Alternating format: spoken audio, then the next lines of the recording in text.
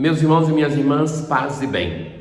Continuamos o nosso caminho lendo a carta de São Paulo aos Efésios, neste dia que a igreja celebra a memória facultativa de Santo Antônio Maria Claret. Nós somos chamados, quando celebramos o santo, sobretudo este homem que foi um grande fundador dos claretianos, a olhar para ele como modelo do nosso discipulado, do nosso seguimento a Cristo, mas também como intercessor.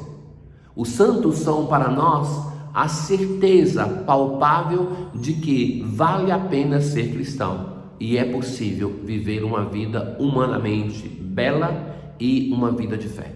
Eles nos incentivam e intercedem por nós. Pertencemos à mesma igreja, nós na igreja peregrina, eles na igreja triunfante. Nós continuamos a ler, como eu dizia, a carta de São Paulo aos Efésios. O apóstolo vai fazer uma série de recomendações no imperativo, insistindo que devemos ter uma vida coerente, uma vida segundo aquilo que nós professamos com a boca, uma vida segundo a vontade de Deus. Sede bons uns para com os outros. A bondade que vem de Deus, só Ele é bom, mas nós como discípulos devemos nos empenhar em uma bondade não somente com quem é bom para conosco, em um mundo dividido como é o nosso, em um Brasil polarizado, nós devemos ser pessoas de bem, independentemente do que o outro pensa, do que o outro professa, da raça, etnia, cor, idade, saúde ou doença. Devemos ter um coração bom. Isso é ser cristão, isso é ser humanamente válido. Continua o apóstolo: sede compassivos, abaixemos as armas, sede compassivos, perdoai-vos mutuamente, sede imitadores de Deus, vivei no amor. E agora vai falar do outro aspecto: a devassidão ou qualquer espécie de impureza ou cobiça sequer sejam mencionadas entre vós, porque em colocando mesmo o falar sobre o pecado vai se tornando uma coisa corriqueira, e de coisa banal, que não é pecado, se torna um pecado venial, vai se tornando um grande pecado. Nada de palavras grosseiras, insensatas ou obscenas. Dedicai-vos antes à ação de graças. A palavra que o Senhor nos dá como dom, a boca, que seja usada para a ação de graças, não para a perdição, não para o pecado. Que ninguém vos engane com palavras vazias. O não deixar-se enganar só acontece quando nós vamos nos deixando transformar para termos discernimento pela ação do Espírito Santo. É muito interessante se nós vemos os santos, até aqueles mais simples e iletrados, eles chegam a uma convicção, se tornam cabeça dura nas convicções que vão chegando a partir da relação com o Senhor, a partir do discernimento. Então é isso que vai transformando o nosso coração, que vamos nos aproximando à vontade de Deus e tendo discernimento nas coisas pequenas. Os santos muitas vezes foram procurados para coisas pequenas e grandes, porque eles davam a segurança no discernimento da própria vida, e assim as pessoas confiavam a eles. A própria vida e as instituições se governavam, vinham para pedir conselhos. Outrora erais trevas, mas agora sois luz no Senhor, vivei como filhos da luz. A luz é sempre uma evocação do sacramento do batismo, aonde depois de batizada a pessoa recebe a vela, vós sois a luz do mundo. E essa luz é o próprio Cristo ressuscitado. Nós não somos mais as trevas, nós outrora erais trevas, mas com o sacramento do batismo nós nos tornamos luz do Senhor. E uma luz não é acesa para ser escondida, diz o Senhor.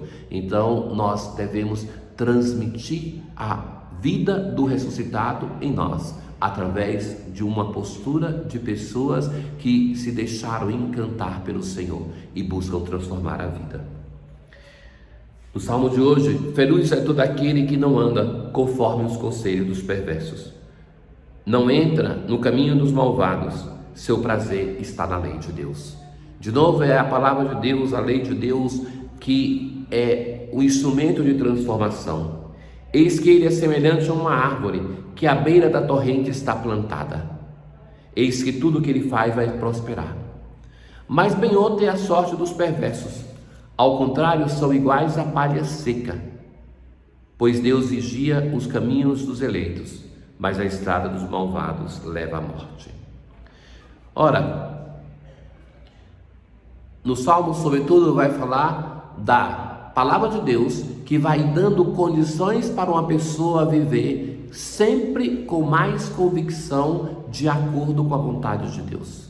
Como a árvore que está plantada à beira do rio, que não tem muito esforço para ser hidratada, mas que a água ali está próxima. Esta imagem é usada por Santa Teresa de Jesus, modo muito belos para falar do caminho da vida de oração, que o começar a rezar é como estar longe da fonte da água e ter pouca, e à medida que vai se insistindo no caminho de oração, vai se aproximando de Deus, e vai chegar um momento que é como uma árvore plantada na beira de um rio que tem abundante água, que não precisa mais do esforço de ir longe para buscar água e nem para pegar em pequena quantidade. Na aclamação ao Evangelho de hoje, vossa palavra é a verdade, santificai-nos da verdade. Jesus está em dia de sábado em uma sinagoga. Diversos milagres de Jesus acontecem neste tempo, neste lugar. E ali tinha uma mulher que tinha 18 anos adoentada, era encurvada. Jesus chamou e disse: mulher, estás livre da tua doença. Veja que narração breve, acabou. Mulher, estás livre de tua doença. Quando faz isso, qual o efeito que vai produzir nas diversas pessoas? Primeiramente, a mulher se endireitou e começou a louvar a Deus.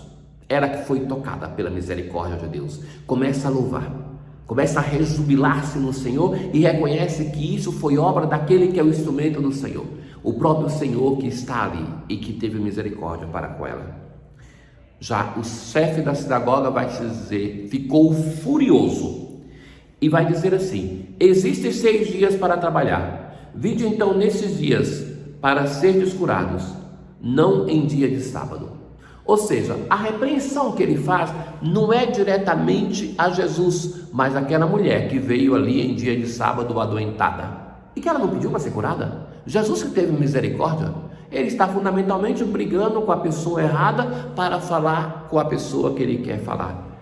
E Jesus então entende e vai dizer assim: hipócritas, falsos, mascarados, cada um de vós não solta do curral o boi e o jumento para beber água, mesmo que seja dia de sábado? Esta filha de Abraão, que Satanás amarrou por 18 anos, não deveria ser libertada dessa prisão em dia de sábado? Essa resposta envergonhou todos os inimigos de Jesus, porque, na verdade, meus caros, muitas vezes nós não somos tão bons, mas nós não temos coragem de afirmar isso. Aquele que era o chefe da sinagoga foi desmascarado por Jesus na sua maldade. Jesus vai dizer com muita firmeza: hipócrita, e vai dizer que para um ser muito inferior, para o burro, para o boi, ele faria muito mais do que por aquela filha de Abraão que o Senhor fez, estava sendo repudiado por isso. E a multidão inteira se alegrava com as maravilhas que ele fazia. Então a mulher e a multidão se alegram, o chefe da sinagoga com os seus ficam indignados. A vida religiosa, o rito, a liturgia devem ser instrumentos de salvação, de misericórdia. Por isso Deus vai dizer: não quero sacrifício, quero a misericórdia. Então, tudo aquilo que nós fazemos de celebração deve nos conduzir a sermos mais misericordiosos para com os nossos irmãos. Na oração que nós fazemos hoje no ofertório, nós assim rezamos: olhai, ó Deus, com bondade as oferendas que colocamos diante de vós, e seja para a vossa glória a celebração que realizamos. Tenham todos um bom dia. O Senhor esteja convosco, Ele está no meio de nós. Abençoe-vos o Deus Todo-Poderoso, o Pai, o Filho e o Espírito Santo. Paz.